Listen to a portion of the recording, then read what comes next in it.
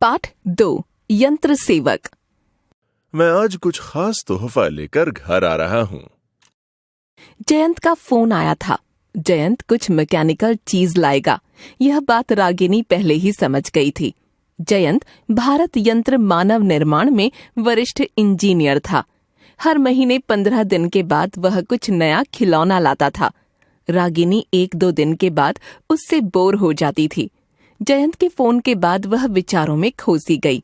इसी बीच टेलीफोन की घंटी बज उठी। माधुरी का फोन था। इस फोन ने उसके लिए नई झंझट पैदा कर दी थी, क्योंकि माधुरी के सामने आने से पहले अपना तथा घर का हुलिया ठीक करना बहुत जरूरी था। उसे एक पुरानी बात याद आ गई। एक बार दुर्वे मैडम उससे ऐसे ही पूछ बैठी थी, क्या घर में ऐसे ही रहती हो? यह सवाल सुनकर वह बहुत शर्मिंदा हुई थी, लेकिन उसको गुस्सा भी बहुत आया था। खुद तो इतनी अजीब थी, लेकिन दूसरों को टोकने में हर समय आगे रहती थी दुर्वे मैडम। रागिनी ने टीवी बंद करके ही फोन उठाया। थोड़ी देर हो गई तो फोन पर हेलो कहते ही सविता ने एकाएक पूछा, क्या हमने तुम्हें डिस्टर्ब तो नहीं किया है? शायद जयंत आज घर पर होगा, इसलिए पूछ रही हूँ।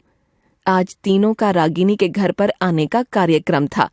दिन भर यहीं रहकर वो वापस शाम को लौटेंगी। इसमें कोई शक ही नहीं था, क्योंकि उनके सवेरे आने का मतलब ही यही होता था। यह सोचकर रागिनी ने झूठ बोलना पसंद किया।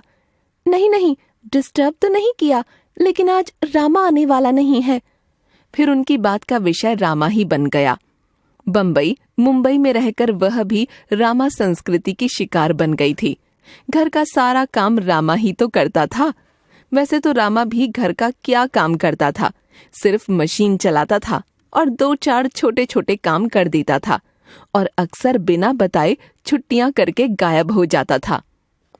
टिंग टिंग टिंग टिंग टिंग, घड़ी ने 5 बजाए। अब जयंत ऑफिस से आता ही होगा। यह विचार मन में आते ही कॉल बेल बज उठी और जयंत दरवाजा खोलकर मुस्कुराता हुआ अंदर आया। उसके साथ उसका दोस्त भी था, लेकिन इस आदमी को रागिनी ने पहले कभी देखा नहीं था। दरवाजा बंद करके रागिनी ने जयंत की ओर प्रश्नवाचक मुद्रा में देखा। जयंत ने परिचय कराया। रागिनी, ये अमर, अपना नया दोस्त। अमर, ये मेरी पत्नी रागिनी। अमर ने नमस्कार किया।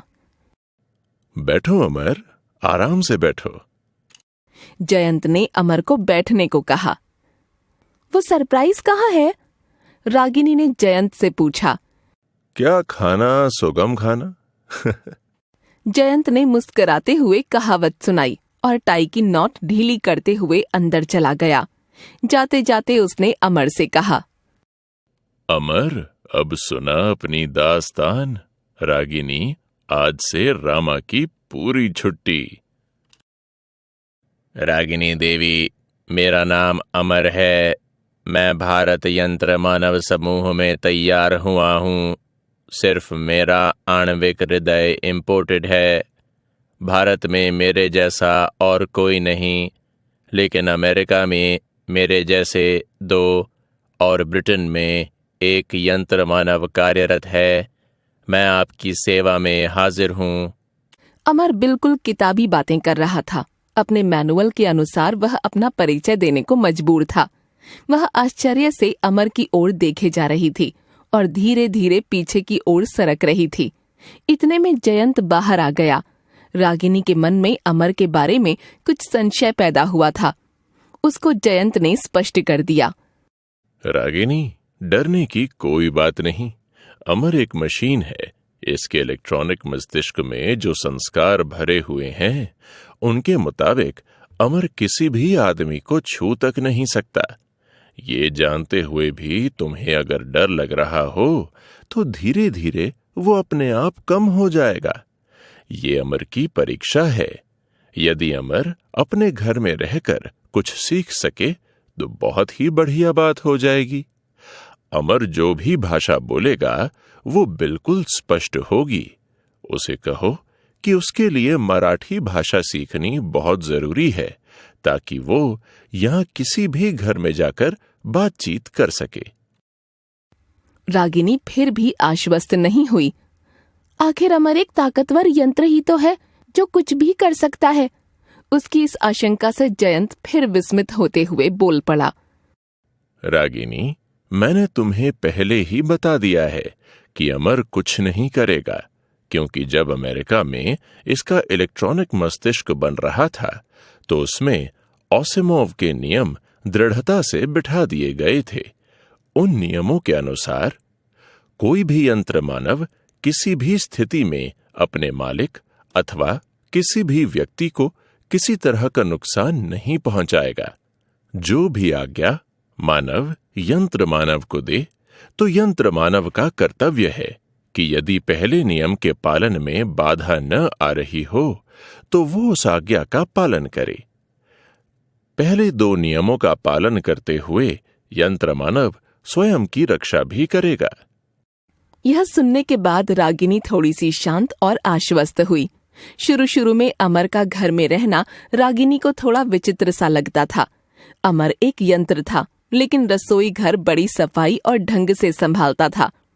कपड़े आदि भी धोता था, लेकिन उसकी मौजूदगी रागिनी के लिए कभी कभी संकोच पैदा करती थी। थोड़े दिनों बाद रागिनी अभ्यस्त हो गई। उसे समझाकर उसने दरवाजे पर दस्तक देना भी सिखा दिया था। जब रागिनी ने महसूस किया कि अमर ने घर का सारा काम संभाल लिया है, तो उसने रामा की छुट्टी कर दी। अब रामा प्रतिदिन बाहर खड़ा होकर नए रामा की राह देखता था। यह कोई पहला मौका नहीं था। इससे पहले भी उसे कई बार निकाला गया था, लेकिन हर नया रामा पुराने रामा के हाथ से पिटाई होने के बाद भाग जाता था और रागिनी को भी फिर इसी पुराने रामा को रखने के अलावा और कोई रास्ता नहीं दिखाई देता था। एक दिन जयंत और रागिनी दोनों कहीं बाहर गए। यह रामा के लिए तो बहुत ही अच्छा मौका था। रामा उनके घर पहुंचा। दरवाजे पर बड़ा ताला देखकर वह ठिठक गया, लेकिन उसने प्रयास नहीं छोड़ा और सोचते सोचते वह पिछले दरवाजे की ओर चल पड़ा। दस्तक सुनते ही अमर ने आवाज दी, कौन है? मैं हूँ, रामा। रामा की मराठी भाषा अब तक भी अशुद्ध थी। पिछला दरवाजा खोलते हुए अमर ने सोचा कि मालिक ने तो आगे वाले दरवाजे को ही खोलने को मना किया था। यह दरवाजा मत खोलना। मगर पिछले दरवाजे के बारे में तो उन्होंने कुछ भी नहीं कहा था। दरवाजा खुलते ही रामा झटके से अंदर आ गया और बोला, तू क्या समझता है खुद को? खोपड़ी निकाल दूंगा तेरी। मेरे सिवा इस घर में दूसरा कोई काम नहीं करेगा। अगर यहां से गया नहीं तो तेरे दांत तोड़ डालूंगा। तू यहाँ का काम छोड़ दे, तेरी इसी में भलाई है। यह सुनकर अमर अचरज में पड़ गया।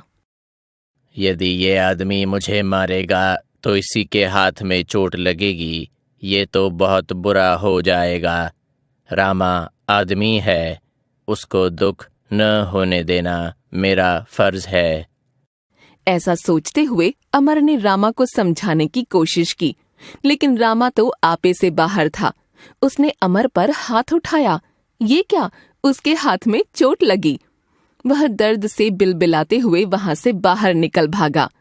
शाम को जब जयंत और रागिनी वापस लौट रहे थे तो उन्हें रामा ने आवाज देकर रोक लिया। साहब, घर में मत जाना, वहां एक भूत है। मैंने उसे मारा तो मुझे ही चोट लग गई। यह सुनकर जयंत हंसकर बोला, रामा, चलो मेरे साथ, मैं उस भूत का राज खोलता हूँ। तीनों घर लौटे। रामा और अमर की पहचान करा देने के बाद जयंत ने कहा, अमर यंत्र मानव है, भूत नहीं। यह सुनते ही रामा बोला, पीठ पर मारो साहब, पेट पर लात मत मारो। सब काम ये यंत्र करेगा तो मैं तो भूखा ही मर जाऊंगा। ऐसा कहकर रामा चला गया। इसी बीच रागिनी चाय बना लाई। चाय पीकर जयंत ने आवाज लगाई, अमर, ये बर्तन ले जाकर इन्हें साफ कर दो। सॉरी सर, मैं ऐसा नहीं कर सकता। यदि मैंने ये काम किया तो रामा भूखा मर जाएगा और ये तो पहले नियम के खिलाफ होगा। यह सुनकर जयंत और रागिनी अपना माथा पीटते हुए सोफे पर बैठ गए। लेकिन अपने मालिक को अचानक क्या हुआ, यह बात अमर कभी समझ न सकता था। लेखक निरंजन घाटे।